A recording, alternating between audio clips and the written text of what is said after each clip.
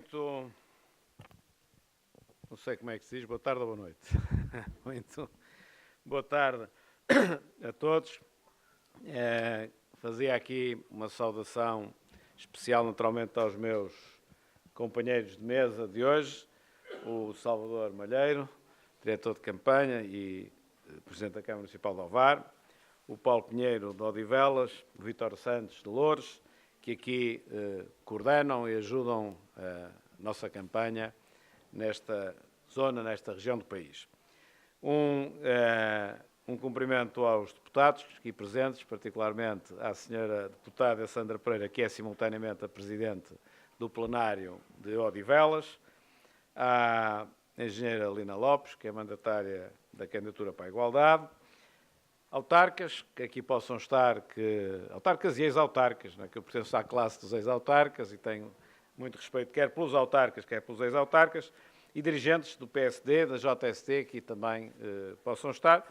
Depois a todas as companheiras, a todos os companheiros e, normalmente, aparecem sempre pessoas que dizem que não são do PSD, mas tiveram curiosidade em vir ouvir. Se há aqui alguém que não é do PSD e tem curiosidade em vir ouvir, eu acho que é excelente virem cá, terem curiosidade e manterem a curiosidade, que é para depois de tudo isto passar, se inscreverem no PSD e porem o PSD, conseguirem pôr o PSD maior.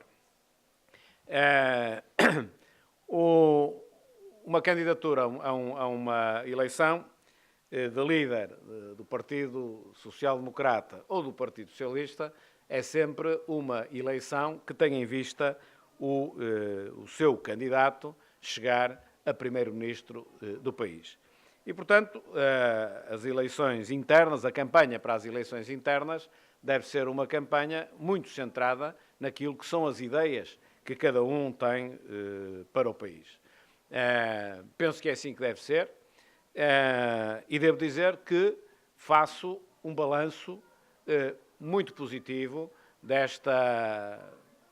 dos 2 terços. Na prática, esta campanha tem 3 terços e passaram-se 2 terços, mais ou menos, do tempo, e eu faço um balanço positivo, não só da minha, como da campanha do modo geral.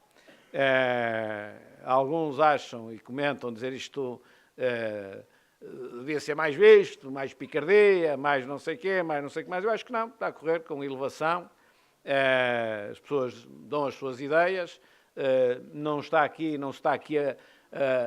a marcar, a fazer feridas que depois no futuro inviabilizam entendimentos e a unidade do partido. Acho assim que deve ser.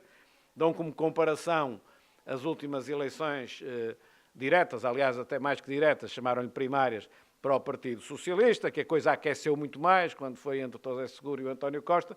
Eu acho que aqueceu tanto que eles acabaram a perder as eleições. Portanto, eu acho que isto está a correr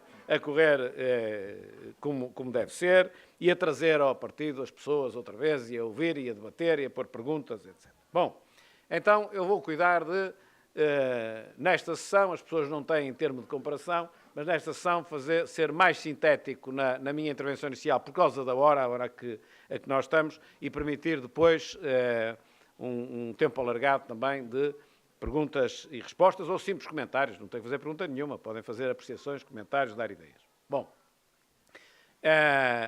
se eu olhar para Portugal, ou quando olho para Portugal, eu vejo em Portugal muitos problemas, como é evidente, mas aqui não há aqui que trazer uma lista a elencar os problemas de Portugal, há que traçar aquilo que são, o que devem ser os eixos prioritários para Portugal nos próximos anos, no sentido de Portugal conseguir ultrapassar aquilo que são os seus principais constrangimentos em matéria de desenvolvimento. Quais são os principais problemas que Portugal tem, no sentido de nós podermos aspirar, a médio e longo prazo, a uma vida melhor para todos nós. Nós temos como problema, logo à cabeça, necessariamente, a melhoria da competitividade da economia portuguesa. Se Portugal não for capaz de melhorar a competitividade da sua economia, não consegue oferecer melhor qualidade de vida, nem melhor nível de vida às portuguesas e aos portugueses. Portugal, em segundo lugar, tem de fazer um conjunto de reformas estruturais que já devia ter feito há muito e que os partidos políticos têm revelado incapazes de fazer, e temos de as fazer. Portugal é um país da Europa, um país desenvolvido, não é um país de outros continentes subdesenvolvido, pelo que tem de apostar na sua classe média e tem de ter uma classe média cada vez maior e mais robusta. Isto é que é um país desenvolvido, portanto tem de ter uma política social que leve a que a classe média seja cada vez maior e mais robusta, ou seja, cada vez haja menos pobres e cada vez mais pertençamos todos à classe média. E Portugal tem um problema também, que não é exclusivo seu, mas nós temos de cuidar do nosso país, um problema de credibilização e modernização do regime político nascido em abril de 1974. E, finalmente, para todos nós, eu acho que também para Portugal, mas para todos nós temos um outro problema, que é a necessidade de voltar a relançar o PSD enquanto partido capaz de disputar taco a taco as eleições com o Partido Socialista no próximo ano de 2019 e estar capaz de servir Portugal no governo, liderando o governo. Porque é diferente termos um Portugal com um PSD fraco de termos um Portugal com um PSD forte. Portugal com um PSD forte tem outras condições de desenvolvimento do que se não houver um concorrente direto ao Partido Socialista, em que o Partido Socialista lidera sempre e nós só estamos em condições de ajudar ou dificultar a formação de um governo liderado pelo PS. Não é isso que nós queremos. Aquilo que nós queremos é, taco a taco, disputar as eleições e, provavelmente, ganhar, mas isso é o desejo de cada um que vai a eleições. E o PSD, nos últimos anos, tem vindo a fazer um trajeto contrário. Se nós olharmos para aquilo que deve ser a principal medida para a implantação de um partido político, que não é exatamente o número de deputados que tem, também é, mas não é a primeira razão. Para mim, o primeiro elemento que mede a implantação de um partido é o número de autarquias que tem. Isso é que verdadeiramente dá a implantação do partido no terreno. E se nós olharmos ao número de câmaras municipais que tínhamos em 2005, elas eram 157. E de 2005 até agora, nós viemos sempre a cair. Nas eleições seguintes a 2005 e a 2009, caímos para 139, de 157 para 139. Em 2013 caímos para 106. Em 2017 caímos para 98. E nas juntas de freguesia, não tenho os números, mas também perdemos muitas juntas de freguesia. Isto quer dizer que a presença do PSD no território nacional é hoje muito mais fraca do que aquilo que era há uns anos atrás. E de forma sustentada tem vindo a cair. Agravado com o facto de, se olharmos aos resultados que obtivemos nos grandes centros urbanos, esses resultados são também desoladores, designadamente, se olharmos para os dois melhores exemplos que podemos dar, Porto e Lisboa, as duas maiores cidades do país, tivemos 10% e 11%. 10% e 11% são votações, por exemplo, quando em 2009, eu ainda concorri, tivemos na altura 48%, o PCP teve 8, tal ou 9%. Portanto, 10% é uma votação mais coincidente com aquilo que costuma ter o PCP na cidade do Porto do que aquilo que é próprio do PSD.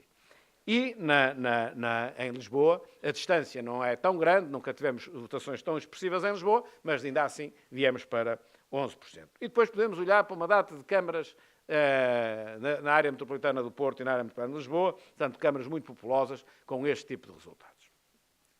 Olhar para isto, dizer isto, assumir que isto está mal, é o primeiro passo para começar a estar bem. Não falar disto, ser tabu, ou tapar o sol com a peneira, ou tentar culpar terceiros, é dar um passo para continuarmos no mesmo sentido e de 98 para a próxima passamos para 88. E, portanto, nós temos de perceber que isto tem de mudar. Também, se olharmos para as intenções de voto que temos neste momento em legislativas, elas apontam para 22%, 23%, 24%, 25%, portanto, muito longe daquilo que são as marcas que nós precisamos para poder estar lá a disputar as eleições, que são pelo menos 30% e bastantes por cento, que isso é que são as marcas onde as eleições se decidem taco a taco. Portanto, nós temos de inverter o curso dos acontecimentos, esta perda de militantes que temos vindo a ter, perda de militantes que não é do espaço de uma hora, alguém manda uma carta e vai-se embora, não. É um movimento de anos e anos em que as pessoas se vão afastando, não pagam a cota, não aparecem e até depois começam a dizer mal do seu próprio partido é este o movimento que tem enfraquecido o PSD, que nós temos naturalmente de alterar. Temos de ter as pessoas a militar, as pessoas a pagar a sua cota, quem não tem a cota paga não pode votar no dia 13 de janeiro, por exemplo, e, portanto, aquilo que nós precisamos é de alterar esta situação. E para alterar esta situação nós temos de começar pelo princípio. E começar pelo princípio é arrumar desde já aquilo que é o nosso espaço ideológico. Nós não podemos continuar a anuir, a concordar com esta ideia que tem vindo a ser divulgada ao longo de meses, para já não dizer de uns certos anos, que não é o PSD. A direita pensa isto, a esquerda pensa aquilo. E quando dizem a direita pensa isto, a direita é o CDS e o PSD. Ora, o PSD não é a direita. O PSD não é um partido de direita, muito menos é a direita em Portugal. O PSD...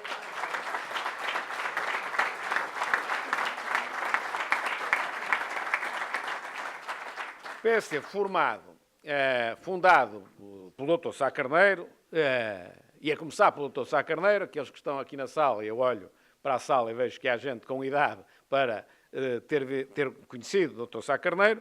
O Dr. Sá Carneiro não é a direita, mas alguém passou pela cabeça que o Dr. Sá Carneiro era a direita em Portugal. O Dr. Sá Carneiro era um social-democrata, e a social-democracia nunca foi a direita. Bom...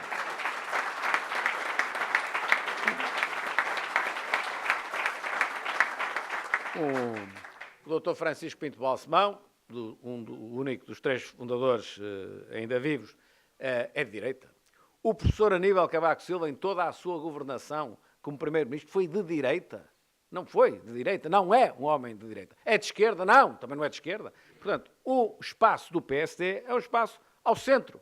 Nós estamos no centro político. Há, efetivamente, partidos sociais-democratas mais à esquerda, na Alemanha atualmente nem tanto, no passado sim, na Suécia, nos países escandinavos mais à esquerda. Mas em Portugal, até pela presença também do Partido Socialista, nós ocupamos o espaço do centro. Agora, não somos a direita, nem somos a esquerda.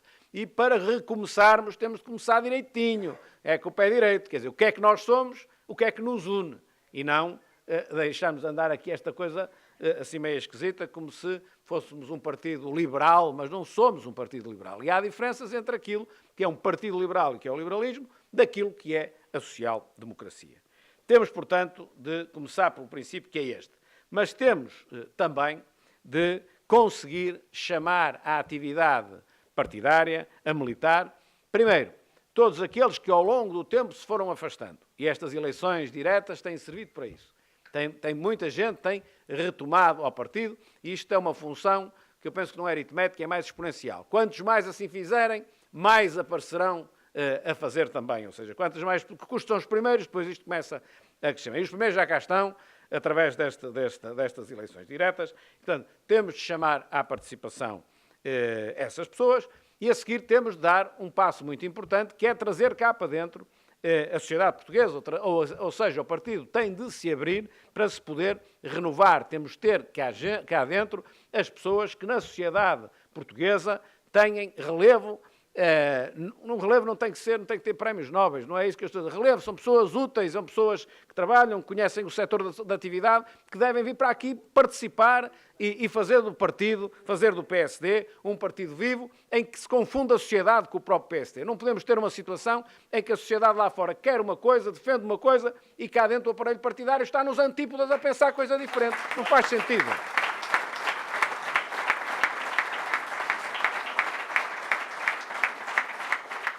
Nós podemos, aliás, é tarefa de um partido político, trazer a sociedade, conquistar a sociedade para o seu projeto e para o seu pensamento. O contrário é fazer uma sondagem, o que é que a sociedade quer ouvir, e a gente repete. Não é essa a nossa função. É trazer as pessoas para o nosso projeto. Agora, trazer as pessoas para o nosso projeto não significa aquilo que atualmente muitas vezes se verifica, que é uma divergência completa entre aquilo que a sociedade está a pensar e aquilo que o aparelho partidário está a pensar. Que aí nem digo tanto os militantes, é mais a estrutura partidária que está a pensar. Isto tem de ser tudo praticamente a mesma coisa. Não pode haver estas grandes divergências que tem havido e que derivam precisamente desse enquistamento. Há muitas secções onde estão lá nos plenários 30 ou 40 pessoas há anos e anos a falarem umas para as outras. Umas para as outras ou umas contra as outras. Isto não é um partido político. Temos de abrir, temos de trazer as pessoas cá para dentro. Este é que é o objetivo.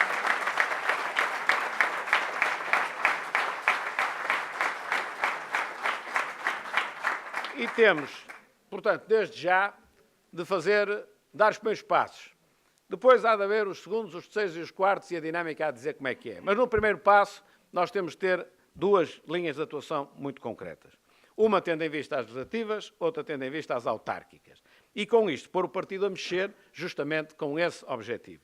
No que concerne às autárquicas, é o mais rápido possível, não tem que ser antes do Natal, deixamos passar as festas, depois logo se vê, mas nós temos de ter as diversas concelhias do país, as 308 é difícil, porque há sítios onde o partido não tem concelhia, porque, enfim, a implantação é mais difícil, mas cuidado de ter aí, mas onde temos as concelhias, que em praticamente todas, nós temos de, se formos poder nesse município, nós temos naturalmente de acompanhar e ter um apoio crítico àquele que é o nosso militante que desempenha as funções de Presidente da Junta de Freguesia ou de Presidente da Câmara, mas fundamentalmente naqueles onde nós somos oposição, nós temos desde já de acompanhar a atividade do município, a atividade das freguesias e dentro do partido fazer debates, trocar ideias, fazer propostas, trazer as pessoas desses municípios, as pessoas interessadas na política local para dentro do partido, para construir uma alternativa à Câmara Municipal quando, como digo, estamos na oposição. Isto dá um partido vivo, dá um partido a trabalhar e dá mais uma coisa, dá quando houver eleições autárquicas uma solução. O que muitas vezes acontece é solução nenhuma, porque não andamos a fazer nada durante o mandato todo e depois quando chegamos lá em cima das eleições temos de arranjar um candidato qualquer porque fica mal não ir às eleições.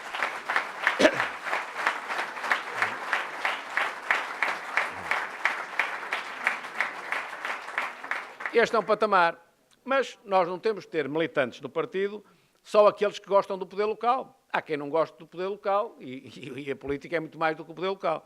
Então temos de ter também, distrito a distrito, não sei se aí já é concelho a concelho, é mais difícil, mas distrito a distrito nós temos de ter um espaço para as pessoas militarem, não apenas de acordo com aquilo que é a política local, para militarem nos grandes temas nacionais. Porque é que, digo isto muitas vezes, porque é que os profissionais da área da saúde em Bragança ou na Guarda não hão de ter ideias sobre a política de saúde iguais àquelas que têm em Lisboa ou no Porto? Porque é que as pessoas não se hão de juntar, não hão de trocar experiências, não hão de dar ideias e não hão de contribuir assim para aquilo que há de ser as soluções que o partido tem, por exemplo, para a saúde. Eu agora disse a saúde, podia dizer qualquer outra coisa. Ou seja, as pessoas têm de poder debater dentro do partido e ajudar a construir a ideia do partido sobre os diversos aspectos da vida nacional.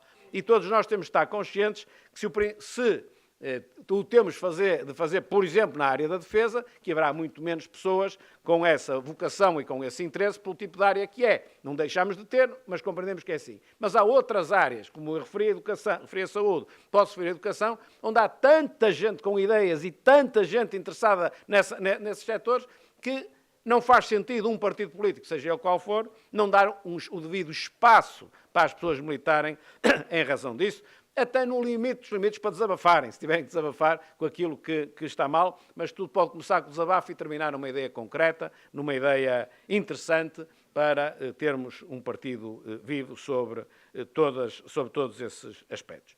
E relativamente ao partido, é isto que se me oferece dizer, e por aquilo que tenho visto nesta campanha, acho que essa tarefa, que aparentemente parece não ser fácil, dá-me ideia que até vai ser mais fácil do que aquilo com que nós possamos estar neste momento a contar. A competitividade da nossa economia, que é a primeira linha que eu referi estruturante para a política nacional, é também algo óbvio. Aquilo que nós queremos é ter melhor qualidade de vida e melhor nível de vida. É isto que, do ponto de vista da economia, qualquer português pede. Pede muitas outras coisas para a sua felicidade, mas que não têm exatamente a ver com a economia. Agora estamos a falar da economia. Para a economia, o que nós queremos é justamente que a nossa economia cresça, que gere mais riqueza e que depois essa riqueza seja melhor distribuída do que aquilo que muitas vezes é. Para esse efeito, nós temos de ter um modelo de crescimento económico que seja assente no investimento e nas exportações, que é o contrário daquilo que foi feito antes da entrada da Troika e, em parte, o contrário daquilo que agora este Governo está a fazer. Só não está a fazer igualzinho ao que era antes porque há imposições de Bruxelas que não o permitem. Assim não houvesse as imposições de Bruxelas, e eu estou convicto que o PCP e o Bloco de Esquerda lá empurrariam tudo isto para aquilo que nós já conhecemos antes da vinda da Troika, com os resultados que não poderiam ser outros que não aqueles que foram. Porque se nós fazemos o crescimento económico por via do consumo, que é isto que foi feito antes da entrada da Troika, se nós fazemos por via do consumo sem ter produção que o sustente, nós desequilibramos as nossas contas externas e foi exatamente isso que determinou a vinda da Troika para Portugal. Portanto, temos de ter uma política de crescimento económico que é puxada, o motor tem de ser as exportações e o investimento, o consumo vem por arrasto. O consumo é consequência lógica da nossa produção. Produzimos mais, consumimos mais, produzimos menos, temos de consumir menos. E assim é que estamos sempre equilibrados, a viver melhor ou a viver pior, mas equilibrados. Queremos viver melhor? Temos, naturalmente, de produzir mais. Se não, desequilibramos-nos e depois, mais à frente, é pior, como costuma dizer o nosso povo, é pior emenda do que o soneto. Para isto acontecer, há uma condição de base que tem de ser satisfeita. Há muitas condições, mas há uma que tem de ser satisfeita, que é justamente o equilíbrio das finanças públicas. Temos de ter orçamento de Estado equilibrado e temos de ter o endividamento a reduzir-se. O endividamento português é demasiado alto, seja o externo, seja o endividamento público, que é uma parte do endividamento externo, e esse é alto demais e nós temos de o trazer mais cá para baixo. Portanto, a reforma das finanças públicas, a consolidação orçamental, não é o nosso objetivo de vida. É a condição, ou uma das condições que nós temos de cumprir para chegar ao nosso objetivo de vida, que é ter uma economia mais pujante. Quem vai fazer isto são as empresas, as exportações e o investimento. Simplesmente a política pública é determinante para criar um ambiente favorável ao desfavorável, às exportações e, particularmente, ao investimento. Aquilo que nós temos vindo a assistir deste Governo é uma política orçamental e uma política económica que não vai de acordo a isto que é preciso, que é o fomento do investimento, a criação de condições favoráveis ao investimento. E, portanto, o PSD, chegado ao Governo, tem justamente de fazer as políticas públicas que facilitam a vida ao investimento. E, portanto, estou a falar da legislação fiscal, da carga fiscal, da desburocratização, do funcionamento do sistema de justiça, da qualidade da formação profissional, todos os elementos que determinam, ou que são determinantes para decisões de investimento. Falei nos acordos estruturais, nas reformas que o país tem de fazer e que, por falha dos partidos políticos, há muito não faz, ou nunca fez. Bom, um partido político, tenho dito isto muitas vezes e quero sublinhar, porque isto é um choque maior do que as pessoas possam estar a pensar quando eu o digo. Eu entendo que os partidos políticos existem para servir Portugal. Não existem para servir as suas táticas e os seus objetivos pessoais.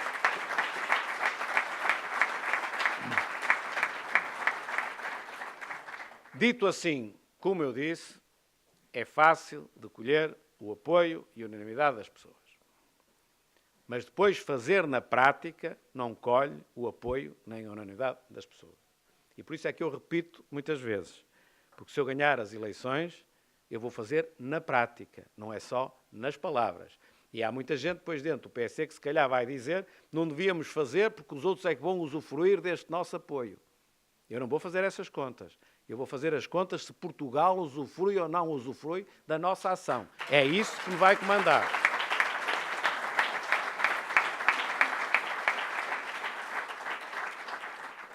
Sem loucuras, naturalmente, ninguém é ingênuo, sem loucuras, com a flexibilidade necessária que a nossa inteligência nos dita, mas sempre que me virem a dar um passo à retaguarda, é porque eu estou preparado para dar dois à frente. Porque se é dar um para trás, para depois dar outro para trás e outro para trás, vou contra a parede. E não quero ir contra a parede, ainda por cima sem ser de frente, bate de cabeça e não é grande coisa. Portanto, não vou andar de capacete, porque não vou bater de cabeça, vou em frente, de acordo com aquilo que são os interesses de Portugal. Porquê? Porque sempre que há uma tarefa pela frente, que um partido político tem consciência que sozinho não pode fazer, tem por obrigação dialogar com os outros. Se Portugal precisa, e se nós sabemos que um sozinho não o consegue, tem de dialogar com os outros. O melhor exemplo que eu posso dar, que toda a gente percebe o que eu estou a dizer, é a reforma da Justiça. Todos temos consciência que ninguém sozinho consegue fazer uma reforma na Justiça. Todos temos consciência que a reforma da Justiça é absolutamente vital. Portanto, se é assim, todos os partidos têm a obrigação de saber dialogar uns com os outros para se conseguir fazer uma reforma vital para o futuro de Portugal. Eu estar a barrar de antemão o diálogo com os outros numa matéria que sei que sozinho não consigo é estar a boicotar o interesse nacional. Tenho é de ter a habilidade suficiente para o fazer, evidenciando perante os portugueses que se os outros não vierem, não vêm porque não querem e a culpa é deles, para que os portugueses os possam penalizar devidamente, para amanhã, quando voltar a vir o mesmo apelo, eles já estejam então em condições de servir Portugal.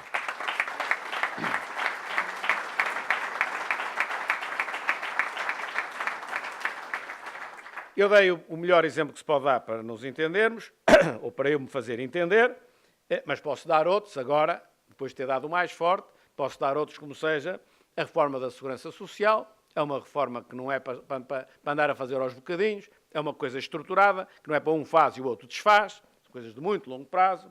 A própria política florestal também não é para vir um outro governo e altera o que o anterior fez, portanto é melhor ser por acordo entre todos, ou pelo menos entre o acordo os maiores, podem ser os 5, também admito que há reformas que depois não pode ser exatamente os 5, porque as clivagens ideológicas são tão grandes, podemos estar todos de boa fé, mas não conseguimos porque as clivagens são muito grandes.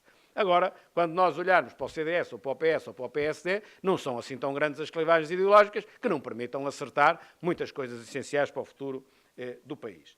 É válido também, por exemplo, para o sistema educativo, que também não pode andar a mudar de governo para governo e tem de ter estabilidade, e fundamentalmente, por exemplo, para a política territorial, em que nós somos um país, como todos sabemos, muito concentrado e muito centralizado no litoral e, em particular, na sua capital, e temos de ter um país mais descentralizado e mais desconcentrado. Todas essas medidas não são medidas para ser feitas por um governo, são medidas para ser feitas por um sistema alargado, por um acordo alargado de partidos, o mais consensual possível na sociedade. Não são matérias para ganhar por 50% mais um, que isso não serve para nada. São matérias para tentar consensualizar e, com isto, mudar a face de um país que tem estes e outros problemas estruturais para resolver. Na política social, a questão da coesão social, como eu disse, como terceiro elemento. Como disse, uma sociedade atrasada, uma sociedade subdesenvolvida, é uma sociedade que quase não tem classe média. Tem muitos pobres, muitos pobres, muitos pobres, e depois contrasta com alguns muito ricos, muito ricos, muito ricos. Isto é um país subdesenvolvido. Este não é um modelo europeu, muito menos é um modelo social-democrata.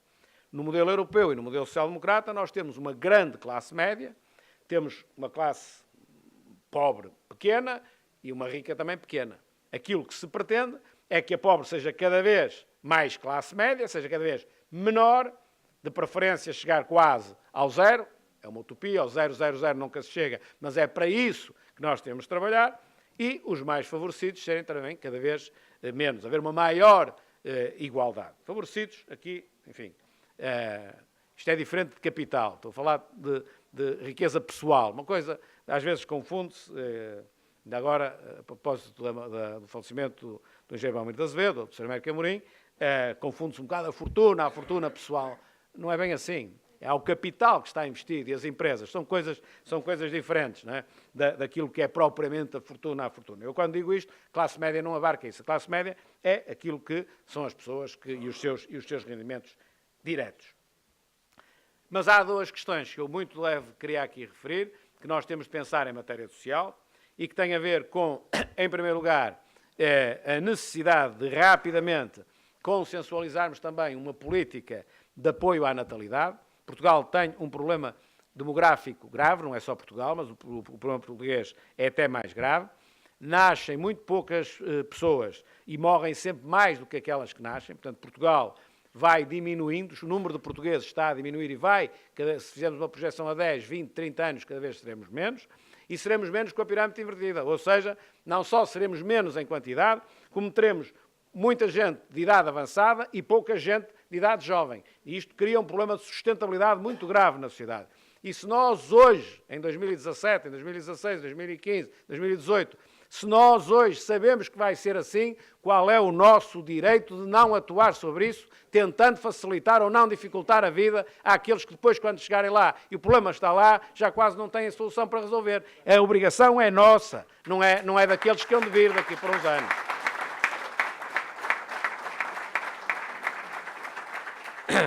Não é correto nem é justo seguir o princípio de quem vem atrás que fecha a porta. Porque quem vem atrás que fecha a porta são os nossos filhos, são os nossos netos e até os nossos bisnetos. Não é correto. E, portanto, nós temos a obrigação, mais ainda em regime democrático do que em ditadura, ainda mais em regime democrático, a obrigação de cuidar do futuro. Porque em ditadura até é muito fácil, mas em regime democrático, até pela dificuldade, temos essa obrigação acrescida, honrando até com isso o próprio regime democrático.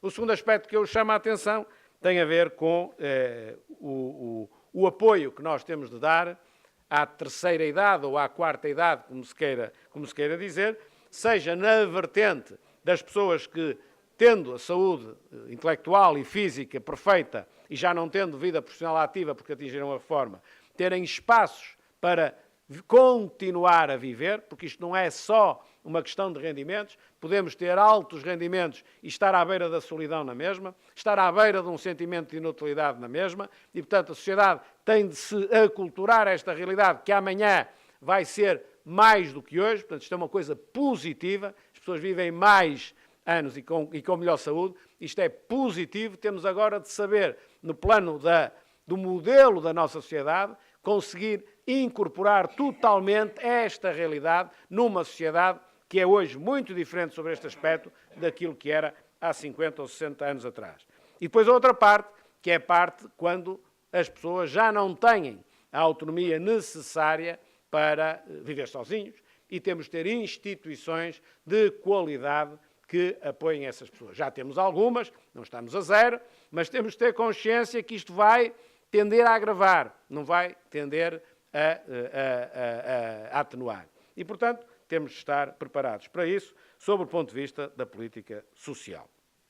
Mas isto são dois elementos apenas que eu gosto de referir porque são estruturantes e a minha maneira de ser é um bocado isto. Eu gosto pouco de olhar assim logo para o dia seguinte ou para a semana seguinte, gosto de olhar mais a longo prazo, porque acho que a política deve ser, acima de tudo, uma visão de longo prazo, quais são os efeitos que vamos ter lá no longo prazo daquilo que são as decisões que tomamos hoje. Acho que isso é absolutamente fundamental em política e, infelizmente, é raro quando assim acontece. Por fim, para acabar, a questão da reforma do regime. Eu entendo que não podemos ou não devemos deixar passar muito mais tempo sobre este divórcio que há entre as pessoas e o nosso regime. O divórcio não é entre as pessoas e os políticos, é entre as pessoas e o regime. É uma coisa muito mais alargada. Há um divórcio relativamente à política, é verdade, mas também há um divórcio relativamente à justiça. Ou alguém nesta sala diz que não, que a justiça está perfeita, a política é que está mal. Todos temos consciência que é um dos pilares do regime que não está bem. Também não estão contentes com as relações de poder. Também não estão contentes com, por exemplo, a forma como o país tem vindo a crescer, ainda há bocado disso, de uma forma assimétrica. Ou mesmo no plano social, as desigualdades. Tudo isto é fruto de um regime.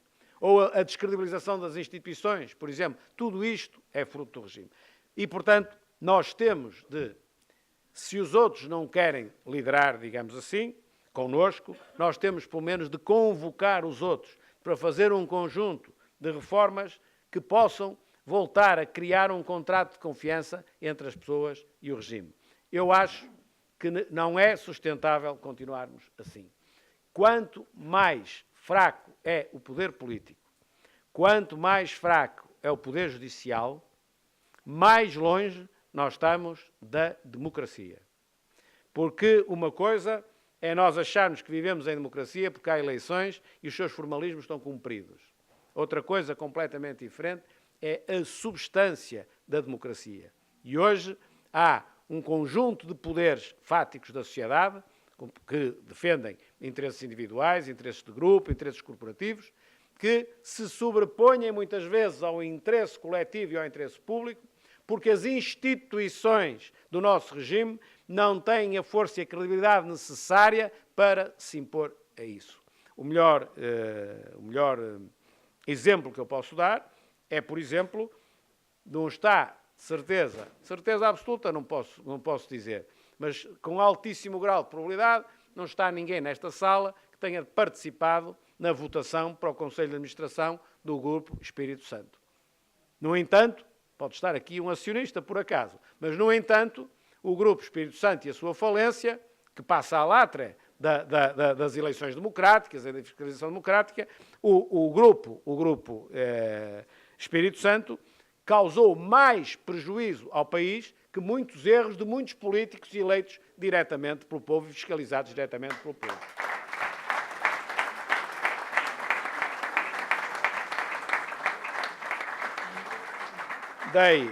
Dei o maior exemplo que se podia dar, mas depois, encadeado neste grande exemplo, há um conjunto alargado de pequenos exemplos que se sucedem todos os dias, porque em democracia é uma regra da democracia, é nós respeitarmos e defendermos os interesses das minorias. As minorias têm o direito de viver, têm direitos próprios, nós temos de defender os seus próprios direitos.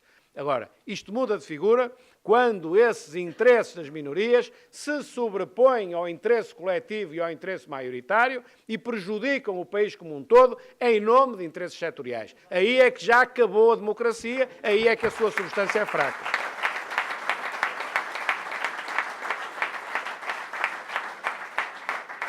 E, portanto, eu acho que isto é suficientemente grave, até porque no horizonte isto tenderá a agravar e não a melhorar, é suficientemente grave para os partidos se entenderem quanto a diversas reformas, desde o sistema político, à justiça, à reforma do Estado, uma série de reformas que se têm de fazer para, como eu tenho dito ultimamente, de certa forma, revisitar o 25 de Abril, agora não é de forma militar nem de forma revolucionária, é de forma cívica e reformista, mas revisitar a democracia e fazer as reformas necessárias o mais consensualizadas possíveis para que as pessoas voltem a acreditar no regime, volta a haver, como eu costumo também dizer, um contrato de confiança entre as pessoas e o regime, que as pessoas olhem para o regime e o considerem, enfim, completamente democrático, 100% democrático, se calhar é também uma utopia, mas o que nós temos é de caminhar para essa utopia e ter uma democracia cada vez mais forte